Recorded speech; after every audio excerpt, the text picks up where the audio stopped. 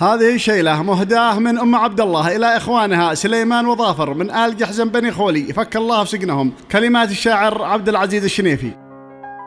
يا رسول الشوق خذ خطي وسافر، حس قلبي من جميع الناس نفر، من قريب ومن بعيد غير شوق الإخوات يشعل وقيده.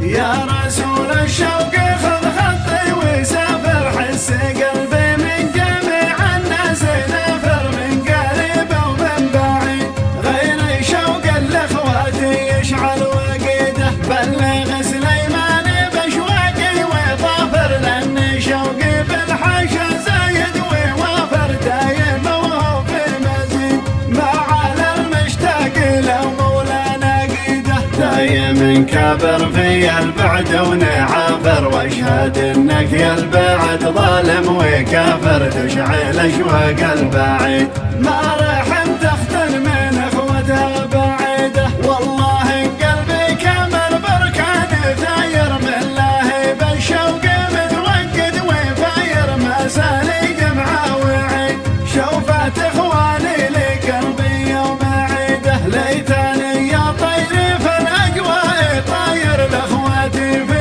رفقتك طايف وزاير، يفرح القلب العبيد باللقا والقرب والماضي نعيده. واسالك يا منزل التوبه وغافر، فك كربة من عالق وسط المخافر، خلفي كضبان الحديد ترجع البسمه والايام السعيده. يا رسول الشوق خذ خطي وسافر، حس قلبي من جميع الناس نفر، من قريب ومن بعيد غير شوق الاخوات يشعل وقيده. بلغ سليمان بشواقي وظافر، لأن شوقي بالحاشا زايد ووافر، دايم وهو في مزيد ما على المشتاق لو مولانا قيده. دايم كابر في البعد ونعافر، واشهد انك يا البعد ظالم وكافر، تشعل اشواق البعيد